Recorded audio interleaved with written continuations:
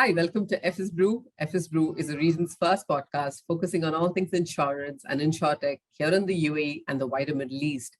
I'm Vidya. I'm the founder of Forward, a startup that works with insurance companies to accelerate their go-to-market propositions, digital transformation, and digital marketing initiatives.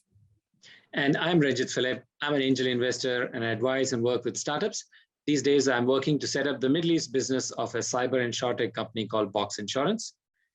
Today, we met Wilson Varghese, General Manager and Head of Operations for Zurich International Life Middle East, which is part of the Zurich International Group.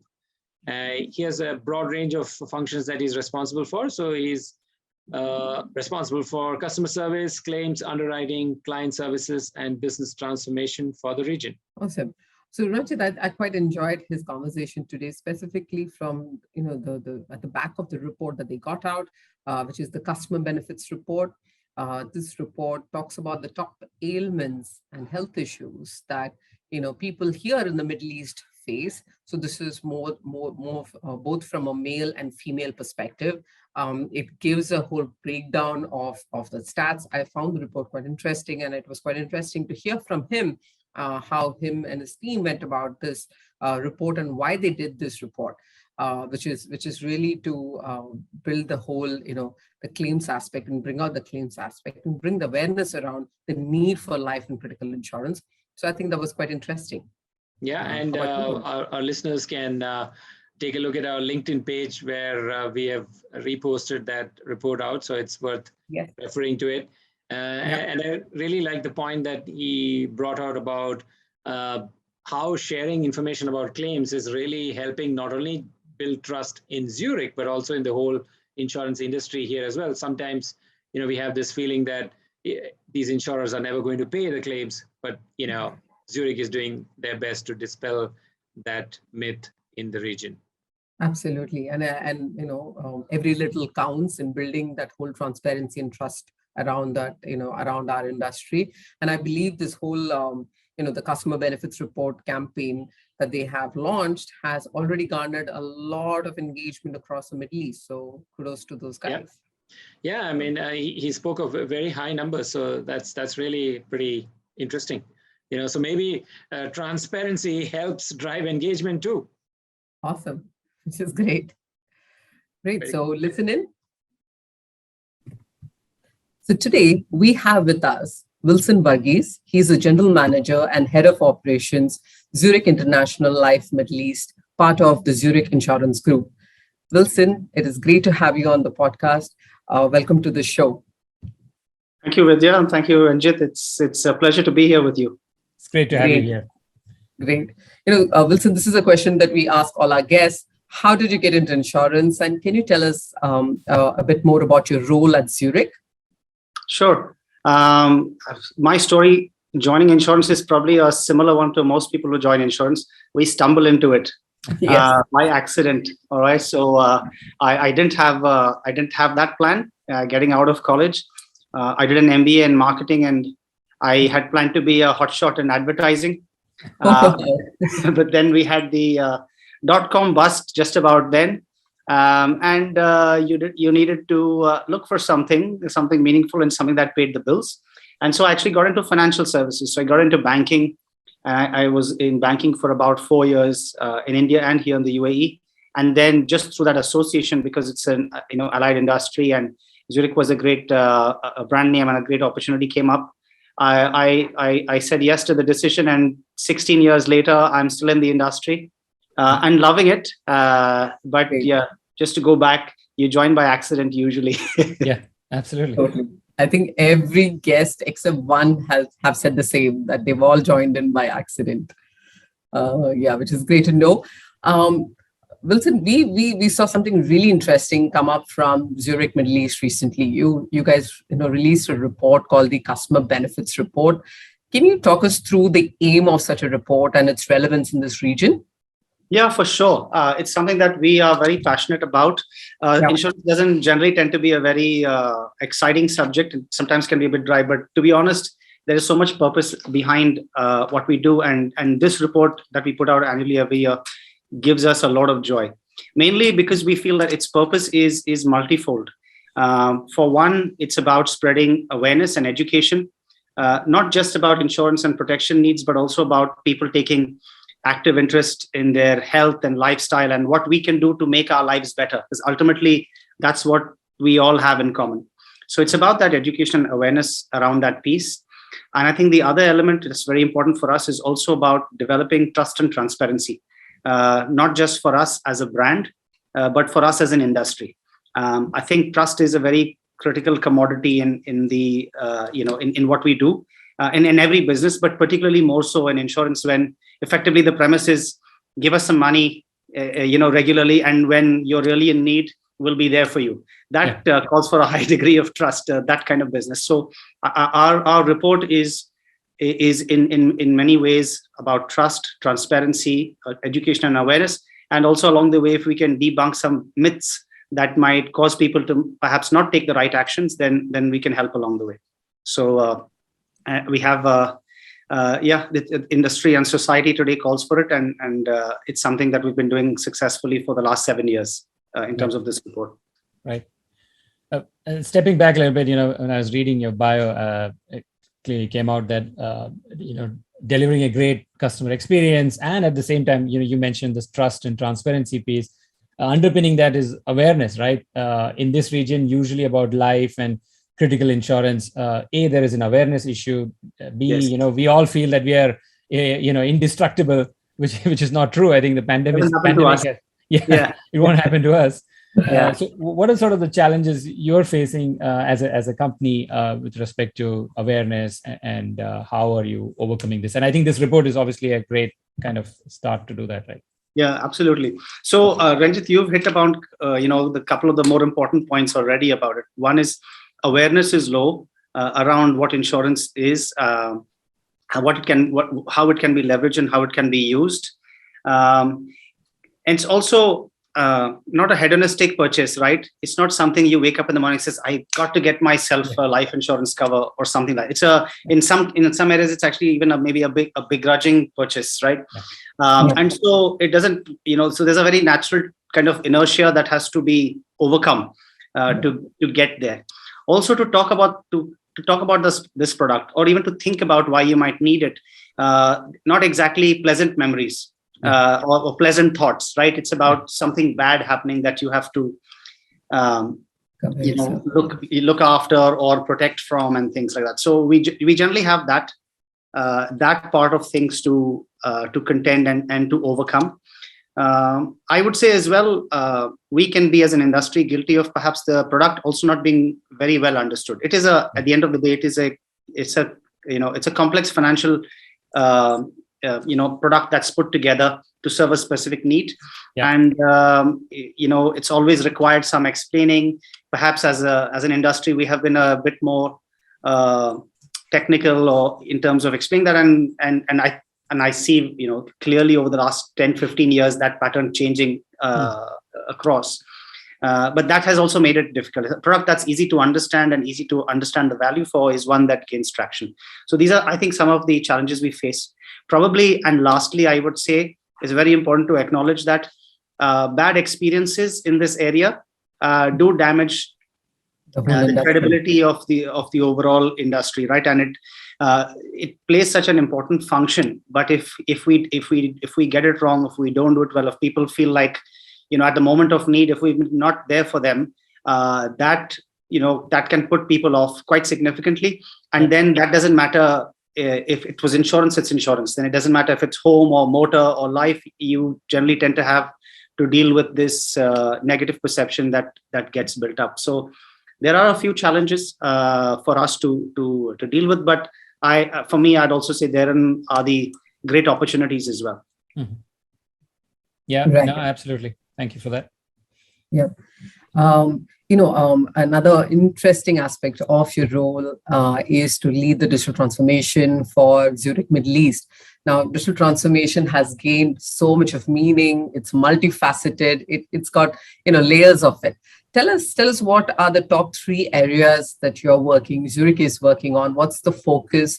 Why are you focusing on that? And also, how does an incumbent insurer like Zurich approach to digital transformation? because we sort of imagine there'll be a whole lot of stakeholder management to be done. Yeah, absolutely. Whenever you're developing something that requires an investment of time, resources, and commitment, it will be scrutinized. And if you're in financial services, then the numbers need to stack up. But I'd say things kind of transcend well beyond that. For us, very clearly, digital transformation is about the customer. It has to start and end there and have the customer at the center of it. So I'd say top 3 focus areas really are on investing in developing human-centered design capabilities and delivering those through great and intuitive customer journeys for our customers throughout the life cycle. So right from the digital advice process to quote and apply, all the way through to their relationships and right the way through to claim. So I think for us, being human-centered is very critical. Digital for digital's sake, or digital because everyone's doing it, or digital because then we'll be perceived as being innovators, I think only is very myopic and can be very short-lived. So it does have to, if it's with a customer in mind, then it really generates value. The other area where we are using this very significantly is to simplify ourselves. So I spoke earlier about the challenges, and so therefore the opportunity is, if we're better understood, if our value is better understood, then surely it will be taken up a lot more. So, and I don't just mean that in the realm of products and services. It's also in terms of, experiences, the language we use, and how we connect, in everyday language. And I think you will see that reflected quite strongly in how we position ourselves as a brand, how we communicate today, and also in all of our digital transformation journeys. And the final piece I'd probably say, again, and it links to the first around being human-centered, is how can technology enable us to be our best human selves when we are speaking to our customers. So regardless of what various stakeholders might say about the important touch points, for us it's very clear the most critical touch point and the one that matters the most is claims. That's what we are here for. That is the purpose of our organization. And so I would say that enabling us, when technology enables us to be the best humans we can be, to make that connection, then that's where we see ourselves adding value. So this is typically where Zurich has been investing. Its focus, investing in its key themes, I would say. Right. Yeah, and good that you mentioned claims, and we are in the process of going through this once in 200 years kind of a pandemic, and obviously we have seen an uptick in pickup for life insurance and health policies, flexible life, and there's also a lot of focus on a different type of health protection, which comes with wearables and trackers. That's been a trend that's been there before the pandemic as well, but now kind of intensified. I'm sure you must be seeing some of these trends from your vantage point. What are you seeing in the region, and do you see some of these being used by Zurich's own product managers or product proposition builders? Yeah, it's an area that we are doing quite a bit in varying levels, at a group level, at a regional level, but also here in the region. So definitely, yes, there's an uptick in I'd say awareness and consciousness of people around health. So it's around not just fitness but nutrition, lifestyle, mental well-being, and those types of things, which is all great, because I think that helps people get the best out of their lives, and the just kind of a what's the right word for it? Just a preconceived notion that when as you get older, well, ailments will start and things will happen, and there's just nothing you can do about it. So it's a linear factor of age. It's not true. There are some things that, yes, there are genetic or can be accidental that you cannot count for, but in large parts, you can have control of the quality of life you want to live. So we see people taking that up. I'd say actually in insurance, it's probably a little bit more prevalent in the non-life space than the life space, because in the life space, then you have to contend with human psychology around these things, right? Because We all know what's good for us, but we don't always do what's good for us, right? So in the general insurance space, telematics for helping drivers and assisting drivers minimize their accidents, and taking the right actions before an accident takes place. Drones for the purposes of loss surveying. Maybe not so much here. This is a bit more of a benign catastrophe region, right? Not prone to floods and things like that, or natural catastrophes so much. But in other regions, this certainly does help, right? If you've got a huge bushfire going in Australia, and you can't enter the region for days, but you can with drones and survey the damage and do things like that. On the life space with wearables, we're seeing firms, including ours, look at how can we incentivize customers to take right actions and to nudge them into the right actions, and then give them benefits which are through their policy, but also outside of the policy. And these are areas that we're exploring across all areas, across all spheres, I would say, local, regional, and group. Right. And I think the word that you use, nudge, is critical. And it's almost like you have to have a daily engagement of nudges which promote the right behavior. Whereas traditionally, life insurance companies would be at the point of claim when it's all kind of over. So it takes engagement to a different level. Absolutely, yeah. I mean, it's just come full circle, and it's amazing to see, really, right? Because at one point of time, many years ago, it would have been the case that you take the policy, the next time you see them is when you need a claim.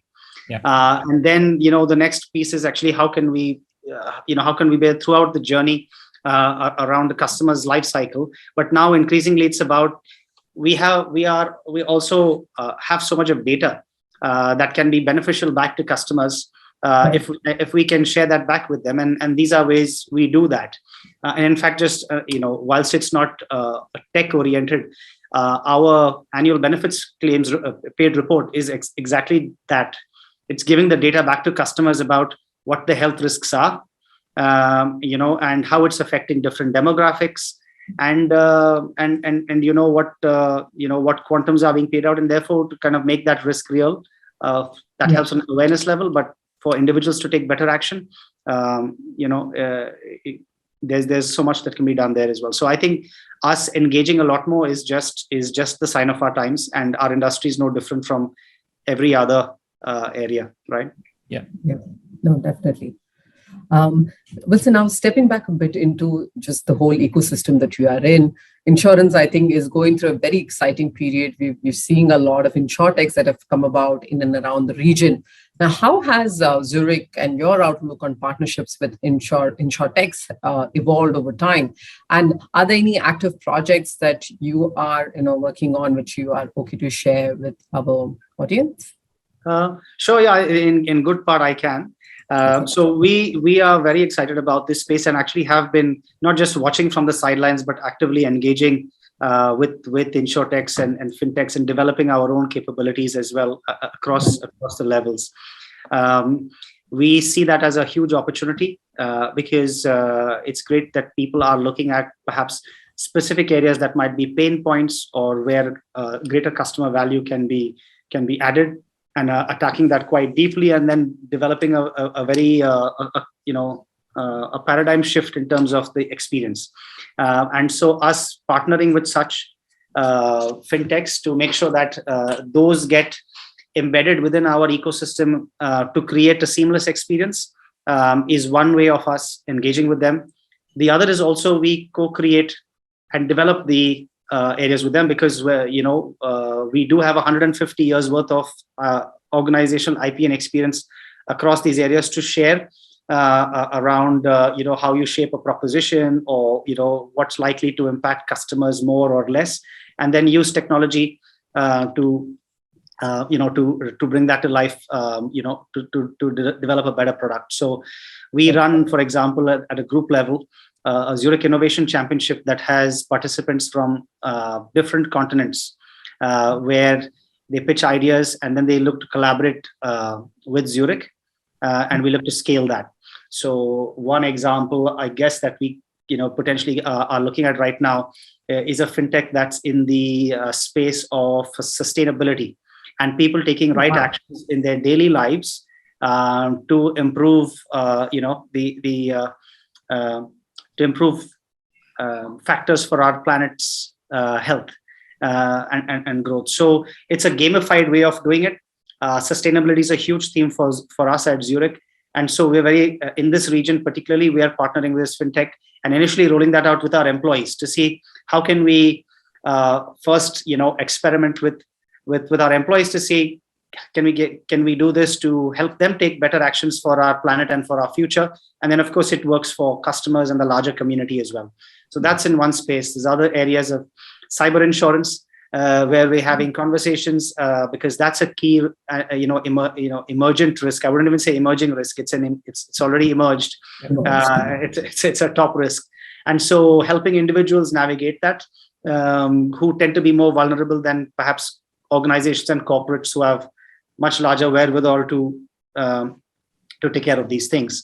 So we see that as opportunities to co-create, to collaborate, to partner with fintechs. And I think, those niches that get tackled require that sometimes that deep domain, expertise. Yeah. And at the end of the day, we're a full stack insurer, right? So we play in the entire space. But a lot of the digital transformation that we were talking about earlier, we've partnered with the multiple fintechs to provide one seamless experience for customers from start to finish. So the fintech that we have, fintechs that we have used to develop our digital advice proposition, which we offer to customers, our payment gateway service, our automated underwriting, our digital consent, and our digital authentication of ID. So, I think there's an old adage, right? If you want to go fast, go alone, but if you want to go far, go together. I think this is probably best exemplified, in our approach to partnerships. Perfect. Very good. Okay, so I'll start with the next question on CVCs. Okay, you talked about your partnerships with insurtechs and fintechs. Now we have seen across, I don't want to call it the pond, but across the sea, we've got in Qatar. There was a recent MENA hackathon conducted, and there's a setup of a CVC, corporate venture capital unit, to work closely with insurtechs to invest in them. So you mentioned the Zurich Innovation Challenge. Do you see that kind of operation or a CVC being set up here that helps Zurich kind of adapt its offerings to customers in the region locally? Yeah, I see that. I you can see very clearly from all of the developments, particularly over the last 12, 18 months, that the government is pretty much kind of a leader in terms of driving digital transformation. And I think that permeates throughout, particularly within the insurance sector. We see, for example, there's the DIFC Innovation Hub, that is set up. And we see, the establishment of some of these, and I see that growing because it's a very mutually beneficial relationship. It helps to have incumbent players who have got a deep understanding of the industry and of what propositions and experiences add value and risks that need to be considered, because understanding risk, it takes time, effort, and research, and we can offer a whole load there. And fintechs, on the other hand, bring a very different mindset to problem solving, to ideating, etc. So I think I've seen that it's an idea whose time has come, and it's you see it springing up everywhere. In Australia, you had the Fintech Australia setup that was sponsored by the government to promote and incubate fintechs. Singapore has the same type of incubator, and many other regions do. And the UAE as well is not lacking in this space. And I see that just developing, growing, and maturing. Yeah. Now, going back to the recent report on the customer benefits piece, we see very few insurers really focusing on the claims side, at least in such detail, right? we are more, when I say we, the industry is more focused on price-based promises or maybe, getting a quote in under 5 minutes or something like that. So it's refreshing to see customer testimonials and some real stats on claims experience. So how has been the feedback from partners, customers, and what is it doing in terms of social media reach or engagement across your platforms? I think Ranjit, that's a great question. It's really engaging, and it really connects. At the end of the day, this is a very human industry. It's not a financial or a tech. It's ultimately it's a very human industry. Yeah. For us, we do see it as a responsibility, being one of the leading players in this region, to take the initiatives that promote trust, transparency, and credibility, and to start first with our own records. So we share that. We were the first ones in the region when we did it 7 years ago to share our claim stats. I think that's been great for us, particularly on the customer testimonial side. I think, again, that's really powerful message, because there's nothing like stats can tell you one thing, but a human story tells you something, completely different, and can tell it to you in a way that can make the difference. Yeah. And our best advocates, better than any marketing campaign we can put out, are the words and voices of our customers about their experience and how it's helped them. And I'd say it's very motivating and inspiring and purpose-giving for our people. So it's not just about what it does out in the market. It's about when people see the difference that they are making to people's lives, then that drives a very different type of culture and a sense of, wanting to work together and being aligned to a common purpose. So, we are tremendously inspired by our customers and how they have come through, very difficult times. In terms of engagement, I think putting these things out there has had a very strong connection. We've seen significant increase in our, interest and web traffic. I think the number was about 50% over the last 3 or 4 months, and particularly when we ran the protection campaign, our customer testimonials. And we've had in the last year about 62 million impressions on social media of people who kind of actively looked and engaged with us. So we see that as a very strong way of connecting. An interesting thing, right? So it tells you how far and how different the communications has come along. I joined Zurich in May of 2007, right? And in 2008, during the recession, they were looking for some free models. So I got chosen to get on a Zurich print ad, a full-page print ad. And that ad basically said, the headline, life's unpredictable, and it had me, with a Subway sandwich in my hand and mustard on my tie. And it said, no matter how prepared you are, things, sometimes things can happen. So it's good to take insurance, which is a very, very euphemistic way of describing insurance. But you see how, times pass, and that's how most things might have been back then. Now we are fully very direct, transparent. We don't sugar. And if you've seen our manifesto, for example, it's about, bankruptcy, illness, death. These are uncomfortable words to use, but sugarcoating won't get us anywhere.